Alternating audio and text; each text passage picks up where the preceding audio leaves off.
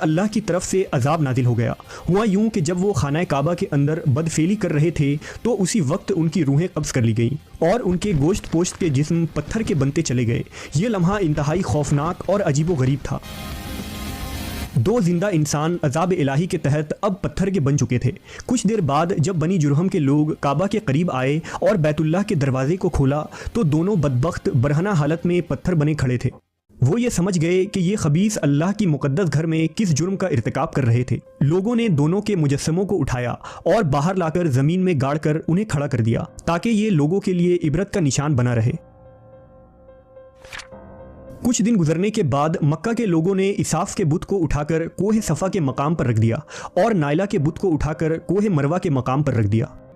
जब इसाफ और नाइला के बुत को सफ़ा और मरवा पर रखा गया तो उनकी सज़ा ये तजवीज़ की गई कि जो शख्स भी सफ़ा और मरवा पर जाए वो उन दोनों बुतों को एक एक जूता मारे। एक दो नस्लों तक तो ये अमल जारी रहा, फिर लोगों ने उन्हें जूतों के बजाय थप्पड़ मारना शुरू कर दिए और कुछ नस्लों बाद लोग उन्हें सिर्फ हाथ लगाया करते थे। इस तरह वक्त गुजरने के साथ लोगों ने उनसे इबरत हासिल करना कम और उनकी ताज़ीम ज़्यादा करने लगे। यहाँ तक कि एक वक्त ऐसा आया कि अरबों ने जाहिलियत की बिना पर उनको मोहब्बत की अलामत करार देना शुरू कर दिया और कबीलों में उन दोनों के इश्क की दास्तानों को फ़ख्र से बयान किया जाने लगा।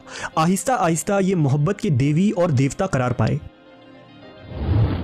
5वीं सदी तक इसाफ और नाइला के उस बुत को अरबों के बड़े बुतों में शुमार किया जाता था जिनके आगे लोग सजदा किया करते थे और कुर्बानी भी चढ़ाते थे।